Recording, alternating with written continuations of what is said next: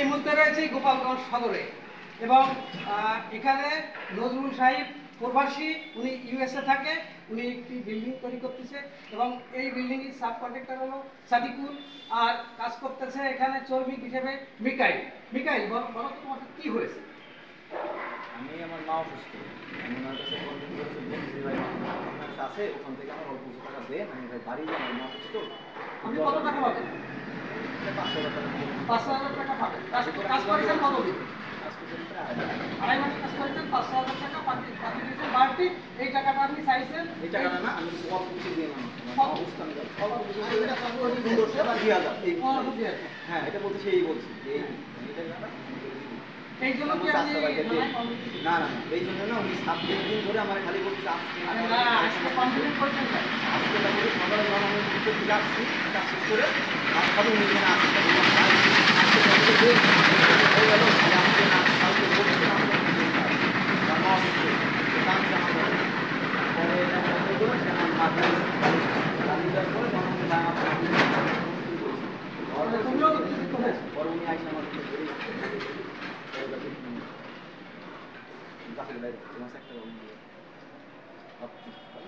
যাই হোক, মোটামুটি দুজনের সাথে দুজনই উত্তেজিত হয়েছিলেন। এই অবস্থায় একটু হাতাহাতি হয়েছে, ধাক্কা আপনি ওকে তার একটা মাধ্যম করছেন? এই 5-6 হাজার টাকা ছাড়া তো কোনো টাকা তোমার কাছে আপনার নাম? আমার নাম মোহাম্মদ মুর্শিদ আলী, আপনার বাড়ি গোপালগঞ্জ সদরে। তা আপনি কি এই সাদিকুল চেনেন? চিনি। মিকাইল চেনেন? চিনি। আর এই নজরুল সাহেবের করতেছেন না, আপনি বিল্ডিং এর মালিকরা আমি দেখিনি, মনে হয় সাব কন্ট্রাক্টর নিজে দেখেননি। ও আচ্ছা আচ্ছা, ঠিক আছে। তার যে লোক থাকে, ভাই ব্রাদার থাকে, তারাই দেখাশোনা করে, তদারকি তারা করে। এখন আমি যতটুকু জানি যে ওদের ওই যে এরা সাপ্তাহিক বিল দেয়, প্রত্যেক হাটবারে বিল দেয়, ওই হাটবারে বিল দেয়, হাটবারে বিল দিয়ে দেখা যাচ্ছে কিছু টাকা ওই তারে মাথার কিছু টাকা বাকি থাকে 100 টাকা করে মাথার বাকি ওইটা রেখে দেয়, মানে ওদের সিকিউরিটির জন্য এবং কাজের সিকিউরিটির জন্য।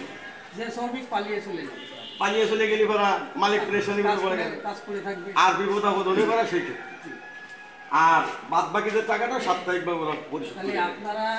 আপনি এই জায়গায় নিয়মিত যাতায়াত করি, মানে ছোট ভাইয়ের মতো তো, তাই মোটামুটি দেখি কিন্তু দেখে।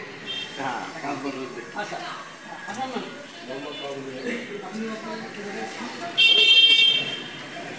আপনি এই যে কাজ বাজ করে আমাদের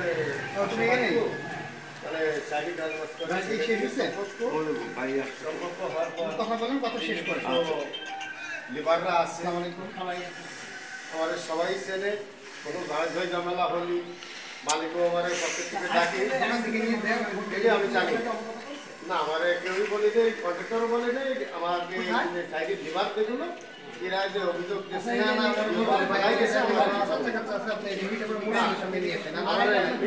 তারাই নেই, কিন্তু আমি জানি যে সরকার দিয়ে দেয়, সোমবার আসলে আর মাসিক যে টাকাটা পায়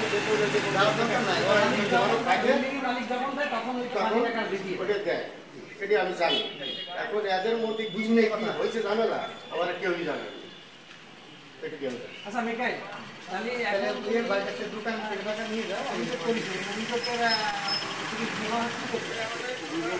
উল্লেখে আছে এইভাবে যে আমার মা অসুস্থ, ওনার কাছে আমি যে মাসের টাকাটা যে পাবো ওখান থেকে আজকে পরে খাইতে নামছি তখন যে ভাই আজকে কবে তো দেন আমাকে এক করে দিল, সেটা আগে থাকে আমার মা আছে রান্নি করেছিলাম, মা অসুস্থ, আপনারা শোন আপনি দেখেছেন আমার মা শান্তি পরে উনি কথা বলতে লাগারি কথা না না 26 দিন ধরে সে আমাকে হাঁটাচ্ছে। এখন ওই এই মুহূর্তে তো সম্পর্ক খারাপ, এর আগে তো ভালো সম্পর্ক ছিল। ভালো সম্পর্ক আছে, সেই কন্ট্যাক্টে আমি এবার শুনি কাজ কোনো টাকা দিই, তো সম্পর্ক কি তার সাথে আমার কাজ করবেন আমি এখন থেকে তার সাথে যোগাযোগ করলেন? আমরা তো মনে করেন মানে গাঁও গ্রামের লোক, আপনি কোথা থেকে আসছেন? সরাসরি তো আমরা আসি তো কাজে না এখান থেকে আসেন, এটা তো ঢাকা শহর না, এটা আমাদের একটা মহাস্থান শহর, জেলা শহর, এটা গোপালগঞ্জ সদর। এই জন্যই তো আমরা আসি এখানে কাজে। তো এখানে আসবেন কেন? আমি ঢাকা শহর থেকে চট্টগ্রাম, তোমাদের টাকা পয়সা বাকি তাদের বাড়ি করে আলমডাঙ্গা আলমডাঙ্গা থানা, থানা আমাদের চুয়াডাঙ্গা।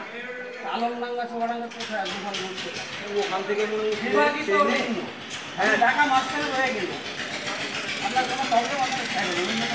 কি প্রবলেম আর আইডি কার্ড আমার না। হ্যাঁ খবর আমার বাংলাদেশ